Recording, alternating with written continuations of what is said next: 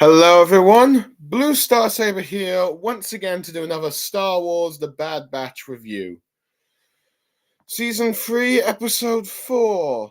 Let's see, let's see, a different approach. This episode follows up from the last episode where Omega and Crosshair escape. Let's see, as Nala Se is concerned that Omega will be there. It will be in danger now that the Imperials know that she has a positive M count. Let's see, and they managed to just barely escape to hyperspace. Let's see, as a result, just because Hemlock needs Omega alive. Now let's see, and now they've gone off to hyperspace. Who knows where? Well, this episode we find out as I wasn't sure what episode, if it was going to focus on a Hunter and Wrecker trying to find Omega again, or get to continue the search, continue the escape of Omega and Crosshair. It chose to be the latter. So yeah, there'll be quite a bit to talk about in this episode. So yeah, just give me a sec. So yeah, the onto the episode summary itself. It begins with them following the escape from the Tantus base. It's in the transport, trying to keep it up, but the ship is damaged beyond repairs. The ship is more damaged than they realize, and Omega tries to land the ship, do it safely as she can, but on a planet known as La, and ends up just crashing into the mountain phase.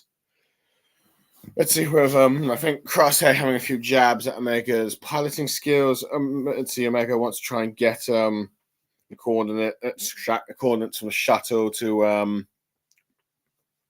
so they can go back to Tantus and rescue the clones. But Crosshair doesn't really want to. Derpy Entertainment wanted to say hello. Okay, hello there, Derpy Entertainment. Let's see, I can't recall if you were one of the commenters from one of my last streams or not, but nice of you to say hello. I'm just currently reviewing The Bad Batch and just commenting on the bit where they've landed on the planet, where pretty much Hunter Omega. Let's see my summary, where Hunter and Omega are now going to try and find a ship off the planet now that theirs is damaged beyond repair. Meanwhile, we see Hemlock interrogating Nala Se about how Omega and Crosshair escaped, ask if they had help, but she tries to deny it, but he realizes that she's had quite the attachment and now understands why, thinking that she's been covering for like the M count McLaurins. Hold on, let's see, you've put that is the wrong sponsor. It's supposed to be General Derpy. Okay, apologies, General Derpy. I did not realize you were a general. But anyway, where was I? Ah, yes. Let's see. Hemlock realizes that that now he knows that Nala Se had quite the attachment because of like Omega's M count potential and all that. She tries to deny it, that it's just like one error thing, but he insists that he needs to try and capture Omega to confirm whether or not it is permanently positive or not. But it doesn't look like Nala Se's fate is going to be good either way. Okay, you've put no. It's the quote from Revenge of the Sith. Oh, sorry. Okay, sorry. Okay. I get now. You're like going like, hello there. And I go like, General Derpy. Yeah, now I get. Apologies. It's been a while since I've seen Revenge of the Sith, which is a shame because that's my favorite Star Wars movie. I openly admit it. But yeah, apologies. Apologies there, General Derpy. I'm being silly there. I shouldn't took you a little bit there, but yeah. But anyway, Crosshair, Omega, and Batch are traveling to the streets on the planet and notice the presence of those TK stormtroopers, and with wondering if they've been followed, but Crosshair says that this is just a standard patrol. But Omega wants to try and send a message to Hunter, but they will have to, but they can't do it right now. And Crosshair thinks, Batch is a bit of a liability, but Omega thinks that, but Omega insists on keeping her around and decides that, you know what, they need to change outfits because they look too much like prisoners and all that stuff. So they steal a bunch of clothes and they end up dressing what I would describe as looking like Rebel Alliance fighters, with this, well, particularly Crosshair, maybe even Omega a little bit. So they get some clothes. They try and go to, and it seems like I've lost my one viewer. Oh well, that's let's see, that's a shame. But anyway, on to the actual episode. But yeah, let's see. They they got to the shuttle berth, realizing that they don't have IDs. Omega tries to suggest after Crosshair debates him, like Trevor, just to shoot the place with Omega, saying that she has an idea, and it's revealed that it's like a sort of moolah thing, saying that she's trying to bribe her, which the receptionist of the docking bay asks, but she ends up saying that it needs to be 15,000 credits each. So in other words, Omega needs to get 30,000 because the receptionist was being generous and not having it be the not being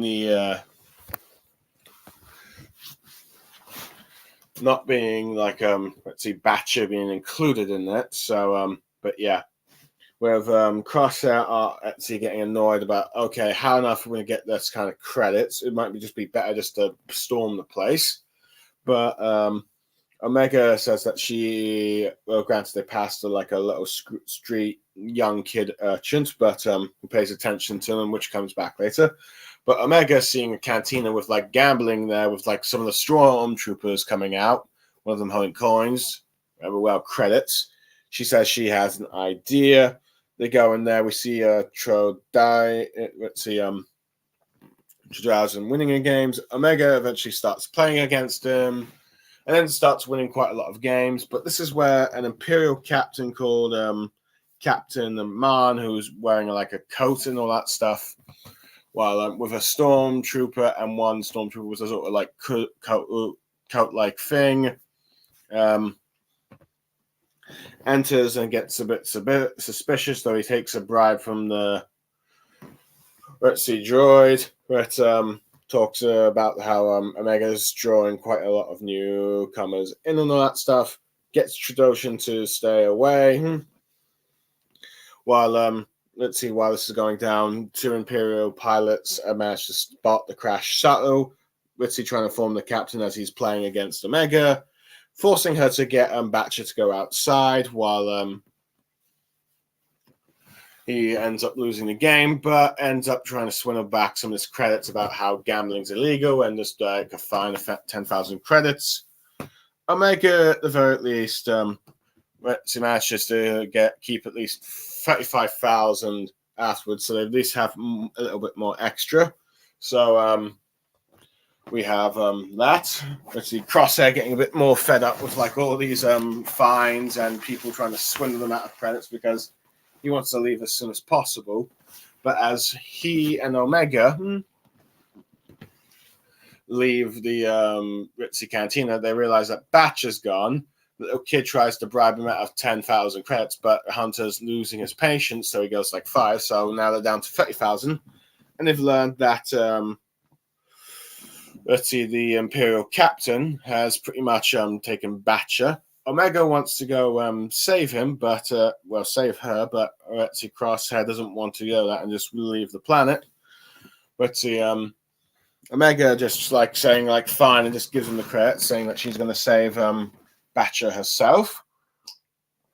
And Crosshair looks like he's about to abandon Omega first because like, for the love of, and decides, decides to go and help Omega get the let's see, get Batcher, though he does comment to her that this is a waste of her skills and all, waste of his skills. Where they end up going to like the sort of let's see, the Imperial's pound thing, where they got all these different types of creatures there, including one in the big box, which is going to be a play a bit later. Let's see. Omega tries to suggest they free all the animals, but Crosshair says don't push her luck. They're just trying to get Batcher. Let's see. But they end up getting, surrounded by Imperials, and particularly the captain, who realizes that orders them to give them back as like credits after a fine, and doing a fine for animal thing. And then Omega just gives the credits. But the captain already knows that they are two clone escapees from like Hemlock after learning the crash shuttle and getting into informing them that Hemlock's on his way to to collect them. So Omega, just as she's like throwing the coins, tells Crosshair, all right, you know what, we'll do this your way. And then Crosshair starts shooting. A bit of a scuffle ensures, which Omega gets her way in a sense with releasing, in terms of the animals, by releasing them all, which they cause a bit of distraction, trampling down a few stormtroopers, and I think a batch even knocks down the Imperial captain a bit, which he tries to then fight back, but ends up getting caught in like what appears to be the tentacles of like the Star Wars alien creature that Han and Chewie had from The Force Awakens, or at least three of them had when they were still smuggling before they encountered Rey and Finn. At least that's what I think many people are saying they are, or judging by the appearance. But I don't know, but that's what it seems to be. While Crosshair is busy fighting off the stormtroopers, Omega gets into the shuttle and gets ready to take off. Crosshair gets on board, and after like the remaining stormtroopers try to shoot him, with I think even the stormtrooper being blown away by the engines, they escape.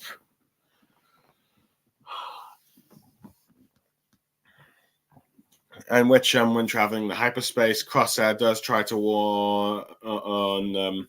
You get before that, I think you get Hemlock arriving by the crashed shuttle bit, and him being informed that they escaped by the stolen cargo and all that freighter, where Hemlock orders to have the ship tracked, and all the agents to be notified that they're about. So, as he's determined to catch them, Crosshair warns Omega, and they're in hyperspace, that they need to drop the ship as well. Pretty much, it's the Empire's tracking it, with Omega only trying to saying that she's piloting it to a distant location to reunite with Hunter and Wrecker. Crosshair warns that they might be dead, but Omega has faith, and that faith is guaranteed as we see the Marauder with Wrecker coming out and Omega hugging him. Sorry. And then hugging Crosshair. Not hugging, hugging Hunter after Wrecker said, we searched the galaxy 4 times for you, with him trying to correct 5. And they have like a touching reunion. And then Hunter asks, how do you manage to escape for so long by yourself? With Omega revealing that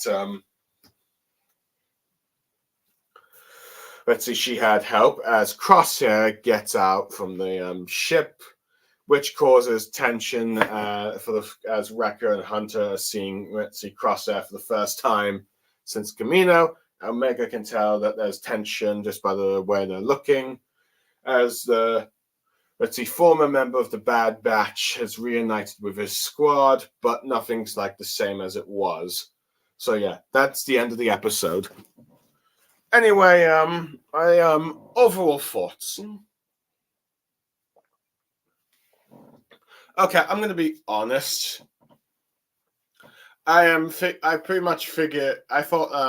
I did not expect Omega and Crosshair to reunite with the bad, with like Hunter and Wrecker to be as soon it was. I at least expected it maybe like into like 6 to 8 episodes into the season, but they seem to do it a bit quicker. If my guess is that the reason why they did this is so that the Bad Batch squad is back up to like at least 3 out of the 4 main clones now that Tech is at least allegedly dead or is dead, depending on how you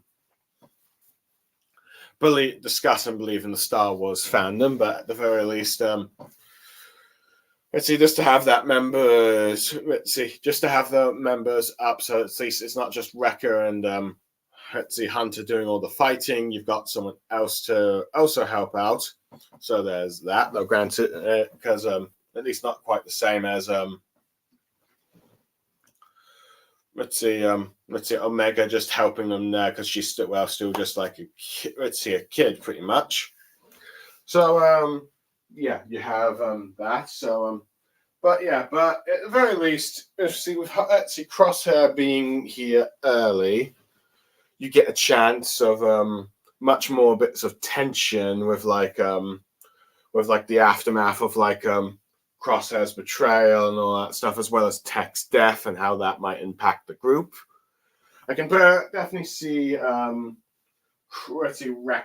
and maybe Hunter to an extent blaming Crosshair for the fact that Tech ended up dying because of a mission they did to try and rescue them, but it ended up going horribly.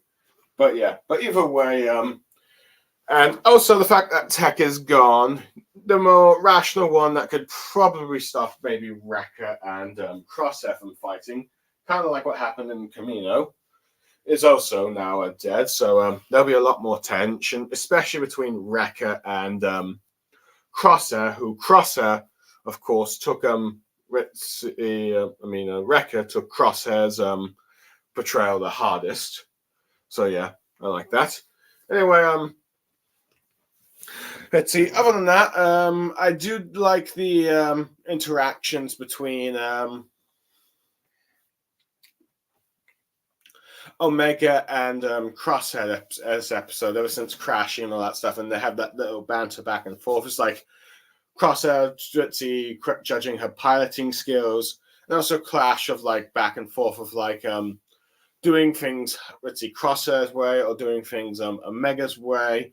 Omega wanting to try and go back to rescue the other imprisoned clones, but Crosshair's like, nope, not having it. And it's like, nope, I want to shoot, but and she's like, nope, that's a more simpler way to do it. And I don't really care about Batcher, but or that, and just leave her behind, or like free all the animals, which in some sense he initially won that one, but Omega did end up freeing the animals to cause a distraction, so dops for that. So yeah. But I do like the sort of like you've got the cynical. It's like I do like the sort of dynamic with like Omega being optimistic and Crosshair being the cynical skeptic. Doesn't really want to trust anyone. And doesn't want to be dragged down by anything unnecessary, which is Batcher. But while Omega wants to try and save as many people as possible, including her brothers imprisoned on the Imperial homeworld. Well, the Imperial's Hemlock's laboratory. So there is at least that. Anyway, I do like how Omega was decided that, you know what, let's steal some clothes, and it ended up looking quite like Rebel Alliance clothing. So I wonder if that's like a subtle like Easter egg, because Crosshair's got one of those helmets that looks like, I think, one of the Fear-Wing. No, it's Fear-Wing. Oh, I forgot which Rebel ship it was. I think A-Wing. I think it's an A-Wing. A-Wing. It's sort of like the Rebel sort of helmets that they ended up wearing for those ships, but yeah. But I do like how they're like, we can't stay in these clothings. But I do like how Crosshair points out that let's see, Batcher sort of stands out. So I did like that. I did like how Omega tries to I got a plan. Let's bribe the thing, but it's like the credits cost quite cost a bit. So her plan didn't go initially as like it initially planned, pretty much. But I did like how they ended up using her sort of cantina, let's see, board game skills and gambling skills to good use to get them the credits they need against like a very gullible Trandoshan. Unfortunately for them, that Imperial Captain Marn shows up, which I will admit, in terms of villains, let's see. I think he's more of like he's pretty much a standard villain of the week, but I think he's at least smarter than some of the other ones that we've had, who is able to, after being alerted about the crashed shuttle, was able to deduce that Omega and Crosshair were like the fugitives running from Hemlock, so he could keep them occupied and forced to stay around so that Hemlock can collect them and he can get a reward, pretty much. I do like how he seems to be a bit of a gambler, but also manages to find loopholes or at least exploit the rules of the Empire to his advantage to get like credits or like have people listen to what he has to say. So yeah, he's standard corrupt Imperial, but the only difference is that he wears a sort of one of those like coats and sorry,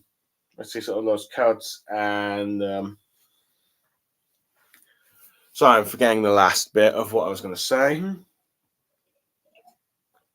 Those coats, being a little bit more chubbier than what you usually expect from an Imperial captain. There, I remembered at the end.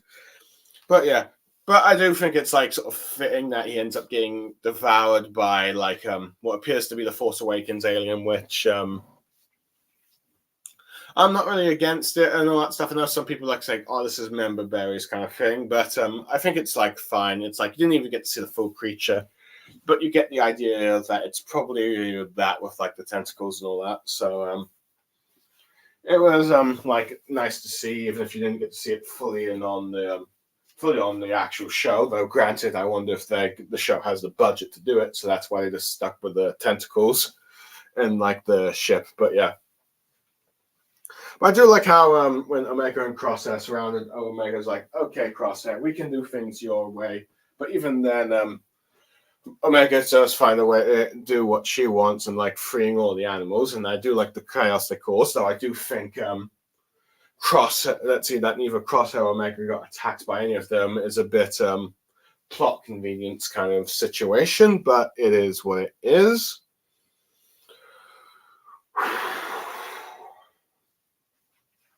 So there's that. But I do like how Hemlock is who's more of the background villain or an overall seasonal villain for probably the end, is able to have like that conversation with Nala Se and is easily able to figure out that she helped him, even though she denies it and tries to deny like how special Omega is, but he's not buying it and he knows what he's doing and he's willing to use any resource he can to try and get her alive and all that. Which hold on a sec.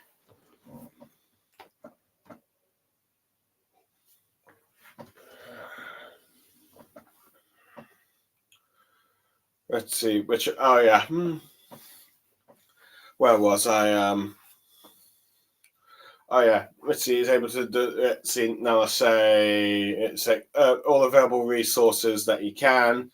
Threatening Nala Se that she's likely not going to have a good future down the line, and also when Omega and Crosshair escaped, he was like, let's see, get all our agents to find them and all that stuff. So props to that. But but overall, let's see. Some of this episode starting the show, maybe some signs of the early rebellion with like clothing and all that, as well as let's see, the Empire's actions and all that. But yeah, Okay, maybe I'm thinking too much into that.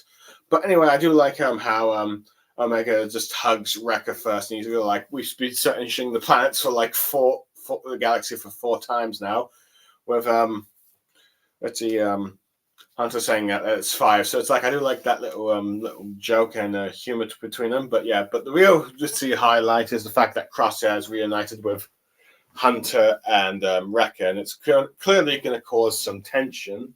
So I'm hoping it's not going to be resolved in just one episode. I'm hoping that it's at least going to be at least a couple before they learn to trust each other again. But yeah, but I would be very curious to see Rex and Echo interact with Crosshair, given the fact that he left the Bad Batch to be a part of the Empire, but now he's defected from the Empire and now is on their side. So that will be very curious to see as well.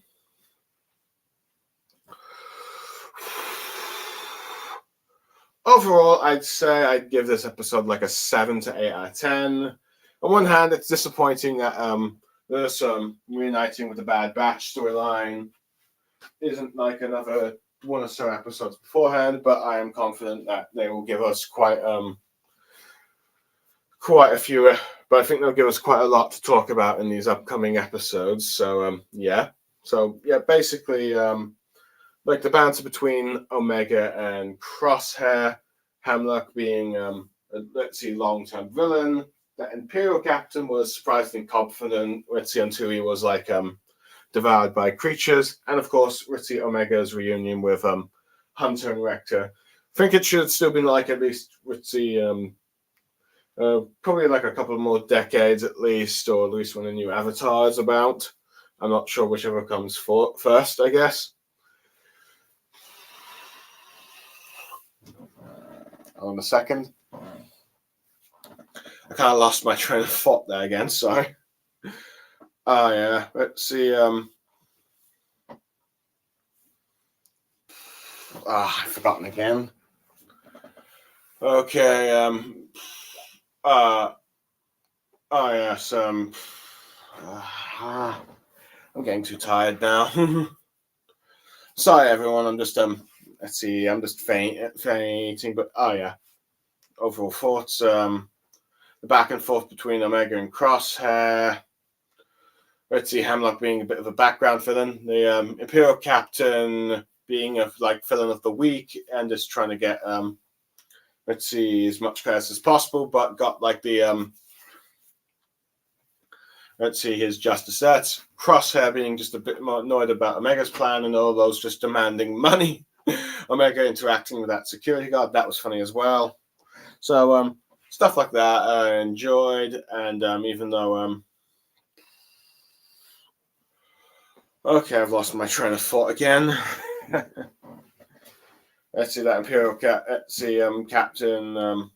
I like how Crosshair's getting fed up with like all the people demanding like credits and all that stuff. Where he's like, "Can I just shoot them?" And which forcing a kid to half the price of 10,000 to 5,000. So there was that. So there was that, and like a bit of the, and of course the reunion with Crosshair, Wrecker, and Hunter, which I still think it should have been a bit longer. It lasted in the future episode, but now it's fine, I guess. So we have that. But yeah, sort of solid 7 to 8 out of 10 episode. Well, admit that it's getting a bit quicker. It might have been months in the Star Wars galaxy, but it's like only like 4 or so episodes. Well, granted, it's probably a few months as well, but still. Let's see. In first time, it's only like 4 episodes. Out first time, yeah, he looks like a wreck, Marco. But yeah. But yeah, overall, this episode has the Bad Batch, Ritzy, all the currently active members minus Echo reuniting, and we'll have to see what kind of tension that causes in the next episode. But yeah, but for now, I am Blue Star Saber signing off. Thank you for listening to what I had to say. If you stuck around, or you've watched it later once this live stream's over. Let's see. And thank you, Derpy Entertainment, for showing up. But yeah. As this episode builds quite a lot of hype for the next one, at least in seeing where the tensions go with like the Bad Batch and Crosshair. But for now, let's see, signing off. Thank you, everyone. May the force be with you.